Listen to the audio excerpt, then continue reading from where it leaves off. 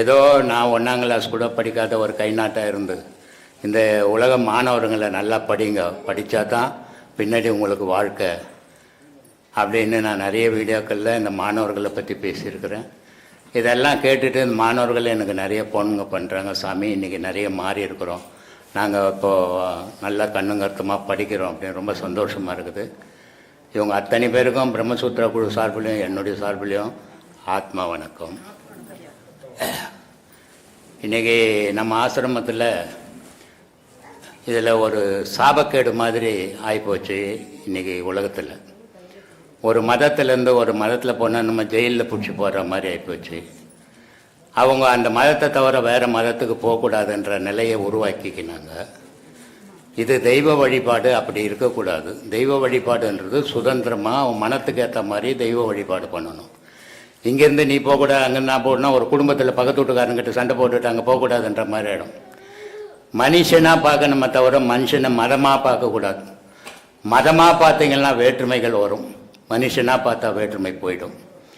இன்றைக்கி நம்ம ஆசிரமத்தில் பல முஸ்லீம்கள் உபதேசம் வாங்கியிருக்கிறாங்க, பல கிறிஸ்துவங்கள் உபதேசம் வாங்கியிருக்கிறாங்க.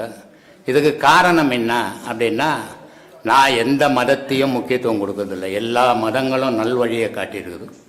அது கிறிஸ்துவ மதமாக இருக்கட்டும், முஸ்லீம் மதமாக இருக்கட்டும், பௌத்த மதமாக இருக்கட்டும், ஜெயின மதமாக இருக்கட்டும், இந்து மதமாக இருக்கட்டும், எல்லா மதத்தில் இருக்கிற மகான்களும் ஒரு மனிதனும் வாழறதுக்கு நல்வழிப்படுத்துறதுக்கு தான் மதங்களே துவக்கப்பட்டது. ஆனால் இந்த மதங்கள் இன்றைக்கி ஒரு ஊரில் ஜாதி பிரச்சனை வர மாதிரி மத பிரச்சனைகள் வளர்ந்து போச்சு. இந்த மத பிரச்சனைக்கு காரணம் என்ன அப்படின்னா, நான் தான் பெரியாள் நீ தான் பெரியாளுன்ற மாதிரி எண்ணத்தை வளர்த்துக்கின்னு என் கடவுள் பெருசு உன் கடவுள் பெருசுன்னு உலகத்துக்கு வீட்டுக்கு ஒரு கடவுள், மதத்துக்கு ஒரு கடவுள், ஜாதிக்கு ஒரு கடவுள், நாட்டுக்கு ஒரு கடவுள், அதெல்லாம் கிடையாது. உலகத்துக்கு ஒரே கடவுள், அவன் ஈசன். ஈசன்னா அது ஒளி மிகுந்த பேரொளி. அது அந்த பேரொளியில் தான் எல்லா மகான்களும் போய் மறையணும். அவன் எந்த மதத்தை சார்ந்த மகானாக இருந்தாலும் சரி, அந்த பேரொளியில்தான் தான் தோன்றினான், அந்த பேரொளியில் தான் மறையணும். இந்த மகான்கள் கடவுளாகவே முடியாது. எப்பவுமே மகான்களாக இருக்கலாம், மனுஷனுக்கு பல அறிவுரைகளை சொல்லலாம், பல நல்வழிகள் படுத்துறதுக்கு தான் மகான்களை இறைவன் தோன்ற வைக்கிறான் ஒவ்வொரு நாட்டிலையும் ஒவ்வொரு மதத்திலையும். ஆனால் அந்த மதங்கள் நல்வழிக்கு பயன்படணுமே தவிர அன்புக்கு பயன்படணுமே தவிர ஆரவாரத்துக்கோ அகங்காரத்துக்கோ அமக்களத்துக்கோ பயன்படக்கூடாது. இது இன்னைக்கு நிறைய நடந்துக்கின்னு இருக்குது. அது மாதிரி கடவுள் வழிபாட்டில் ஏமாத்தல்ன்றது முதல்ல இருக்கக்கூடாது. கடவுள் வழிபாட்டில் பிழப்புக்குன்னு இருக்கக்கூடாது. அப்போது பிழப்புக்குன்னு இருந்ததுன்னா அங்கே தூய்மையான பக்தி இருக்காது. அந்த கடவுள் வழிபாடு புனிதமானது. புனிதமான பொருளை போய் சேரும்போது நீ புனிதமானவனா இருந்தீங்கன்னா தான் புனிதமாக சேருவேன். எல்லா மனிதர்களையும் ஜாதி மதம் இனம் கடந்து மனிதன்ற நோக்கத்தோடு பாருங்க, அன்பு பெருகும். அப்படி அன்பு வளரும் போது தான் தெய்வ வழிபாடு புனிதமாக இருக்கும். மத வழிபாடோ ஜாதி வழிபாடோ இருந்ததுன்னா அங்கே அன்பு இருக்காது, அகங்காரம் தான் இருக்கும், தெய்வ வழிபாடு இருக்காது. அதனால் ஏமாற்றம் தான் மிஞ்சும். அதனால் எல்லா மதமும் இன்னைக்கு உலகத்தில் மனிதனுக்காக படைக்கப்பட்டது, மனிதன் நல்வழிப்படணுன்றதுக்காக படைக்கப்பட்டது. அந்த மதங்கள் மனிதனை அடக்கி வைக்கக்கூடாது, அன்போடு வச்சுன்னு இருக்கணும்.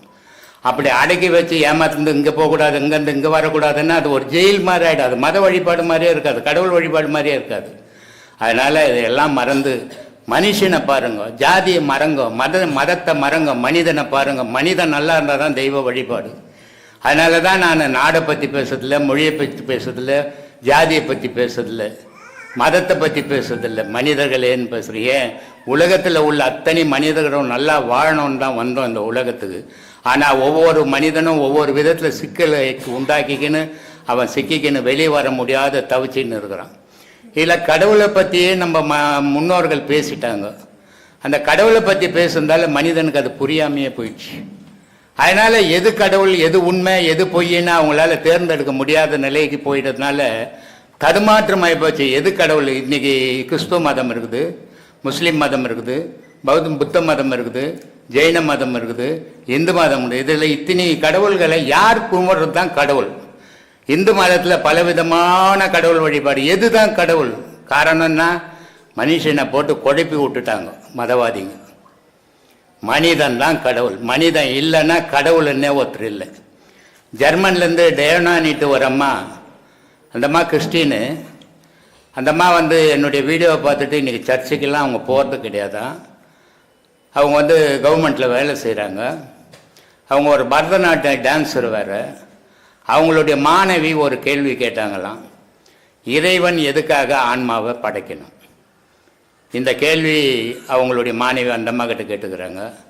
அந்த அம்மாவுக்கு பதில் தெரியல. பதில் தெரியாதால நான் குருக்கிட்ட கேட்டு சொல்கிறேன் அப்படின்ட்டு என்னை கேட்டாங்க.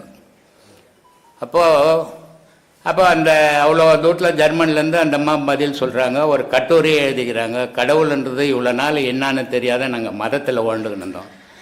மதத்தில் இருக்கிற மகானை தான் வழிபட்டுக்கின்னு இருந்தோம், கடவுளை வழிபாடலை. இப்போ நீங்கள் பேசும்போது தான் கடவுள் வழிபாட்டுக்கு வந்திருக்கிறோம் அப்படின்ட்டு அந்த அம்மாவுக்கு அப்புறம் சொன்னேன், ஏம்மா நீ கல்யாணம் பண்ணிக்கின, நீ வந்து இந்த கல்யாணம் பண்ணுற வயசு வரத்துக்குள்ளே ஆணாக இருந்தாலும் பெண்ணாக இருந்தாலும் பல துன்பங்கள் அனுபவிக்கிறோம். ஒரு பையன் கல்யாணம் பண்ணிக்கிறதுக்குள்ளே அவன் படிக்கணும், அவன் வேலை தேடணும், அவன் குடும்ப நற்ற ஆற்றல் வரணும். இவ்வளோ பிரச்சனைகளும் சந்தித்து வந்து தான் அதுக்குள்ளே அவன் எவ்வளோ துன்பங்கள் படணும். பட்டு வந்து ஒரு கல்யாணம் பண்ணான். அப்போ நமக்கு இவ்வளோ கஷ்டப்பட்டு இருக்கிறோம். இந்த உலக வாழ்க்கையில் நம்ம வாழணும்னா ரொம்ப சிரமப்பட்டிருக்கிறோம். இந்த சிரமம் நமக்கு பிள்ளைங்களுக்கு வரக்கூடாது அப்படின்னு நம்ம குழந்தை குட்டி பெற்றுக்காமல் இருக்கிறோமா? இல்லையே. நம்ம குழந்தை குட்டி பிறகுனால டாக்டர்கிட்ட 10 லட்சம் கொடுத்தாவது ஆராய்ச்சி பண்ணின்னுக்கிறோம். அதை அப்போது நம்ம இவ்வளோ துன்பங்களை பட்டு நம்ம அதை மறந்துட்டு நமக்கு ஒரு குழந்தை குட்டி ஓணும், அவனும் அந்த துன்பத்தை படணும் தானே விட்டுருக்குறோம். இதுக்கு என்ன காரணம் அப்படின்னா, 1000 துன்பங்களை பட்டாலும் நாளைக்கு என் பேர் சொல்ல ஒரு புள்ள ஓணும், என்னுடைய வம்சம் வளர்கிறதுக்கு ஒரு வாரிசு ஓணும் அப்படின்ட்டு தான் இன்றைக்கி இந்த உலகத்தில் எத்தனை துன்பங்கள் பட்டாலும் அவன் கல்யாணம் பண்ணால் அவன் 4 குழந்தை குட்டி பெற்றுக்கிறான். சாதாரண இன்றைக்கி பிறந்த நாளைக்கு சாக போகிற மனிதனுக்கே இவ்வளோ அறிவுக்குது. உலகத்தையே படைச்சிட்டு வேடிக்கை பார்த்துன்னு இருக்கிறாங்க. இறைவனுக்கு எவ்வளோ அறிவு இருக்கும்? அப்போ இறைவன் என்ன பண்ணுறான்? ஆன்மாவை படைக்கிறான். ஆன்மாவை படைக்கும் போது சுத்த பொருளாக படைக்கிறான் ஆன்மாவை. ஆனால் நம்ம என்ன பண்ணிட்டோம்? இந்த ஆன்மாவிலேருந்து பிரிஞ்ச மனம் வந்தது. மனம் வந்ததால் உலக செயல் வந்தது. செயல் வந்ததால் நம்ம பல துன்பங்களில் ஈடுபட்டு மாட்டிக்கிறோம். ஆனால் மாட்டிக்கினா விட நமக்கு ஒரு வம்சம் வேணுமேனு விரும்புகிறோம். அது மாதிரி சுத்த ஆன்மாவை படைத்த இறைவன் என்ன பண்ணுறான்? நம்மளை பற்றி பேசணும்னா இன்னொரு பொருள் வேணும்.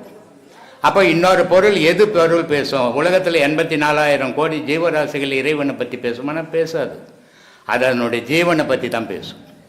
அது ஜீவன் பண்ணணும், அதுக்கு என்ன செய்யணும், அதுதான் அதனுடைய செயல். இறைவன் இருக்கிறானா இல்லையா, இறைவனை பற்றி நம்ம பேசணுமா பேசக்கூடாதா தெரியாது.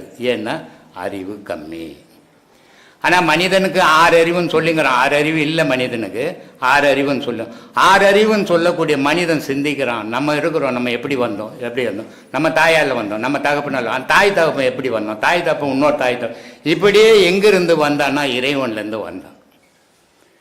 இறைவன்லேருந்து வந்து இன்னைக்கு எண்ண முடியாத கோடி அளவுக்கு ஆகிட்டோம் பரிமாண வளர்ச்சிகள். இந்த பரிமாண வளர்ச்சிகளில் வந்து நம்ம முதன்மையாக சிந்திக்கிறது, நம்ம ரொம்ப கஷ்டம் வந்துடுச்சுன்னா கடவுளை ஒன்று திட்டுவோம், இல்லை ரொம்ப செல்லம் வந்துச்சுன்னா கடவுளை எனக்கு எவ்வளோ கொடுத்துக்கிறானு வாழ்த்துவோம். இது ரெண்டுமே கடவுளை இணைக்காமல் ஒரு மனிதனுடைய வாழ்வில், அவன் எந்த மதத்துக்காரனாக இருக்கட்டும், அவன் கிறிஸ்தவனாகட்டும் முஸ்லீமாகட்டும் எந்த மதத்தை சார்ந்தவனாக இருந்தாலும் கடவுளை இணைக்காமல் மனிதனுடைய வாழ்வே இல்லை. ஏதோ ஒரு கடவுளை இணைப்பான். இந்த கடவுளை தான் இணைக்கணும்ல. உலகத்தில் இருக்கிற கடவுள் எது எவன் கடவுள்னு சொன்னான்னா அதெல்லாம் அவன் இணைச்சி தான் வாழ முடியும்.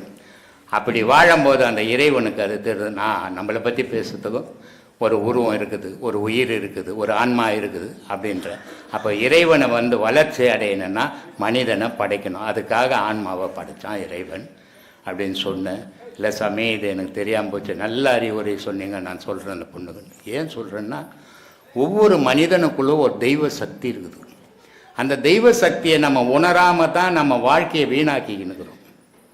நல்லா உழைக்கணும், நல்லா சாப்பிடணும், நல்லா பொண்டாட்டி பிள்ளைக்குட்டியை காப்பாற்றணும், தாய் தகப்பனை காப்பாற்றணும். ஆனால் தெய்வத்தை விட்டுடக்கூடாது.